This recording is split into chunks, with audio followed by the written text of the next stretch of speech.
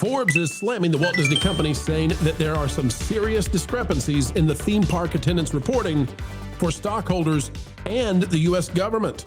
Is an investigation on the way, and how bad is Bob Iger's day after the Forbes expose? Hello, ladies and gentlemen. Welcome back to That Park Place, the happiest YouTube channel that ever set sail. Today, we're feeling very well, and Vash Sky is with us. Vash, how are you, buddy?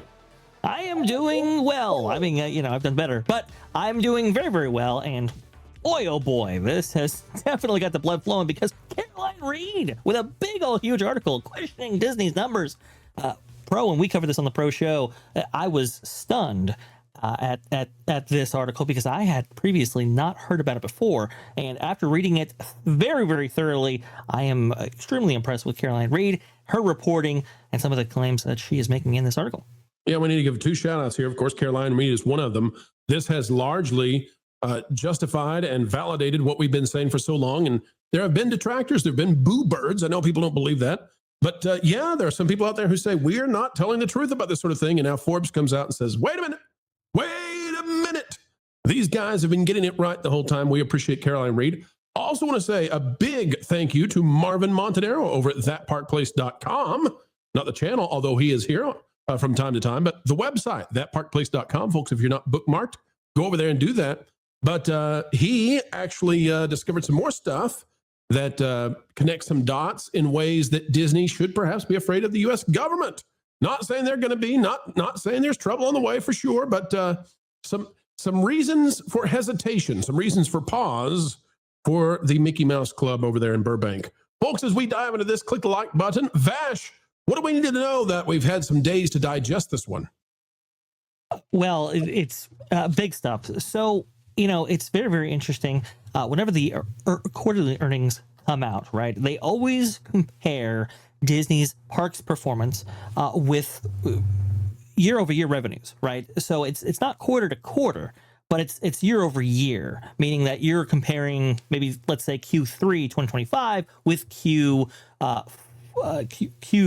2024, right? That's kind of the calculation right there. And there are reasons for doing that. Obviously, there are seasonal patterns that do have trends. And so you're comparing like for example, like say the holidays, for example, right? You get an increase in attendance around that time for various reasons. Maybe you actually reduce the amount of discounting that you actually do because demand is high, and so forth. The problem that Caroline Reed has is with a specific claim surrounding the summer season. Previous guidance that had been included in the annual reports for a long period of time, or at least quarterly earnings reports, suggests that the Q4, and that be the summer season. Remember, it's the fiscal year for Disney, so the fiscal year for Disney starts October 1st. Q4 would be the summer season for the parks. They have said before in the past that there's a summer increase that actually occurs when school is out, or at least that's the logical reasoning or inference that you actually make from a claim like that. Well, unfortunately, Pro, for the last couple of years, that hasn't happened, and in fact, there is a precipitous drop from Q3 to Q4 that's been seen over the past 2 years, but certainly this year it was very, very big. And I think we noted it at the time, actually, when covering the quarterly earnings report on the day of. You can go back to that video and check it out. But Caroline Reed making the exact same connections as we did all that time ago. Absolutely. And, one of the things to pay close attention to is we're dealing with government documents, Vash. These are important filings that Disney is giving, not only to shareholders, but also to the feds. And so this is where, if people are going to get fed up with Disney, this is where Disney doesn't need that to happen. Now, Jonas and some others have said Disney's A-okay, they're fine from a standpoint of, what they're reporting. It's the interpretation of what they're reporting that seems to be out of line with reality. Do you want to talk a little bit about that, Vash? Yes, absolutely. So their interpretation is that revenues rise, I believe, from the first quarter to the fourth, which just isn't true. And actually, Caroline Reed actually went into this to quite great extent here with the use of a chart that she cites right here. So if the claim is that the first quarter and fourth quarter, if there's a rise from that, we would actually be seeing that consistently in these charts, as you actually see here from 2023, 2024, 2025. And that's just not the case. That's just not true. And so she's saying, look, listen, if you're going to have guidance included in this, detailing all of this and maybe, providing reasonable explanations for what we're actually seeing as part of these quarterly earnings results, then that guidance specifically that there is a rise in this period of time is absolutely or at least generally inaccurate and should be removed going forward here. So that's kind of. Go ahead, please. So what it seems to me to be the case here is Forbes, Caroline Reed is making the argument that Disney is using very, very old attendance patterns, pre-pandemic attendance patterns to give guidance when that is not manifesting in any way that we're watching in the last 5 years.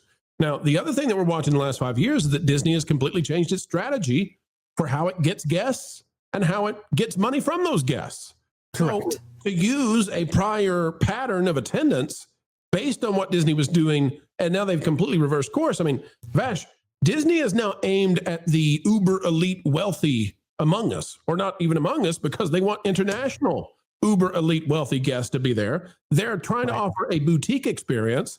And if you show up as an average everyday American, barely getting by because inflation during the Biden administration and now, the recovery that's happening, and it's slower than many people want. Don't want to get into that too much, but people feel kind of crushed right now. The discretionary income, not the same as it was. And so if you go as an everyday average American to Disney, you don't get the experience that you would have received 10 years ago. You get like the bare minimum of, hey, congratulations on walking through the turnstiles. You get to see the castle and walk up Main Street. Well, I'd really like to ride some rides too. Could I? No. Ride, you poor little plebe. To sound like Big Bad Pete a little bit there. You poor little plebe. You got to spend money. You got to spend some more money. You got to get that DLC stuff. You got to get that Lightning Lane. You got to get Lightning Lane Premier. You got to get all your reservations in. And so Disney is trying to use a pattern from before they were doing that. And it's fortuitous for Disney to show that, because if they look at the current trends under the current strategy of you got to pay more once you get in here, that doesn't look so good for them. That's not so hot, Vash. That fair enough? Have we summarized that the right way? I think so. I mean, the travel patterns for consumers have definitely changed. And I would say that has exacerbated in post-pandemic, but even before the pandemic, things were moving. I mean, I think I was doing some analysis on touring plans, and for the last, I would say 20 years, actually, it's been moving in a direction in which we see lower attendance in the summer and then higher attendance in other seasons. And, you know what that is, Vash? Please. Nobody says this. I'd like to say it out loud.